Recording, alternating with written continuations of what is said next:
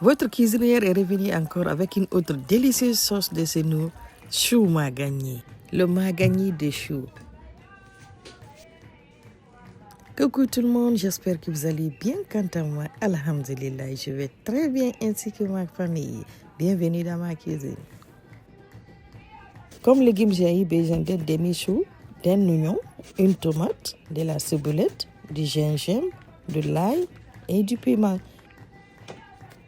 Après les avoir épluchés, je vais les tremper pour 10 minutes dans du bicarbonate pour ensuite les laver soigneusement.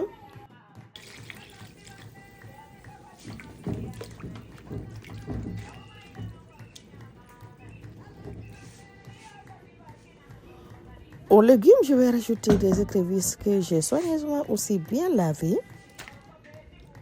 Maintenant, je vais mixer tout ça.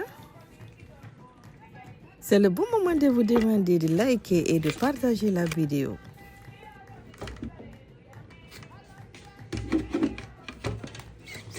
Après avoir mixé les légumes, je vais les renverser dans un saladier.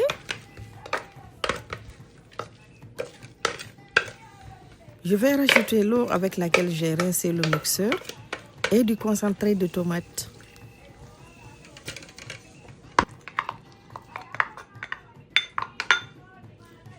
Ensuite, je vais bien mélanger.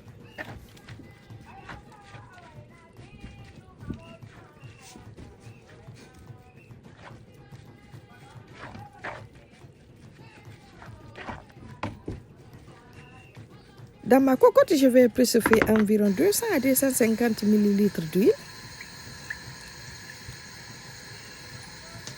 Je vais rajouter mon mélange.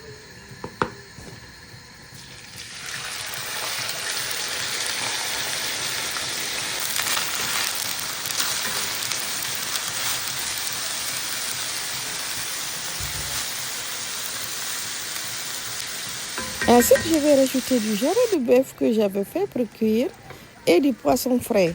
Moi, j'ai pris les filets de poisson, mais si vous avez des poissons entiers, il faut les précuire et les émietter. La viande de bœuf est facultative, mais le poisson est impératif. Il y a, selon moi, pas de magani sans poisson. Sinon, ça devient sauce tomate de chou. Ensuite, je vais rajouter du bonga ou poudre de poisson, de la poudre de oji ou sumbara, du sel et un petit cube facultatif.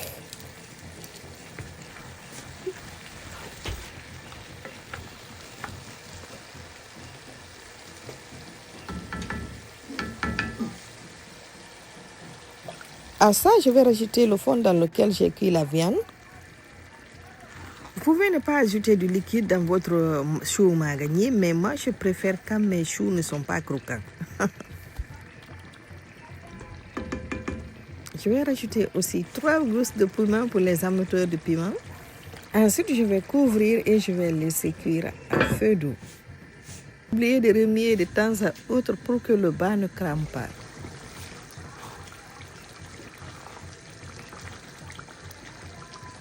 J'espère que vous allez reproduire cette sauce chez vous parce qu'elle est tellement délicieuse.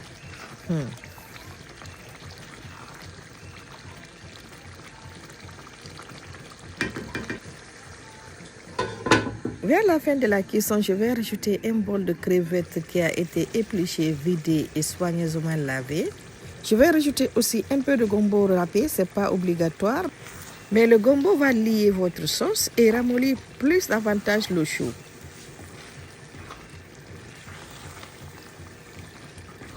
Les crevettes sont totalement facultatives, mais elles vont apporter à votre magani un goût tellement bon. Je vais continuer à remuer de temps à autre, surtout avec la cocotte que j'utilise. Elle brûle tellement facilement la nourriture.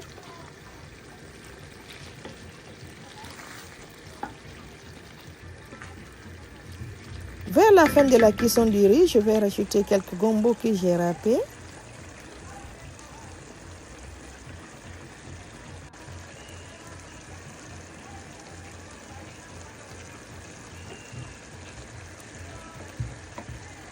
Je vais couvrir et je vais laisser cuire.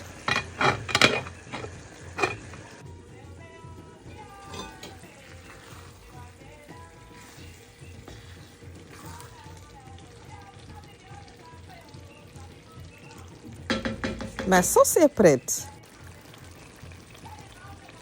Et mon riz aussi.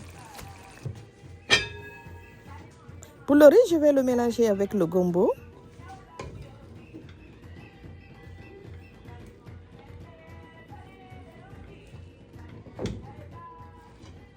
Et je vais dresser le plat.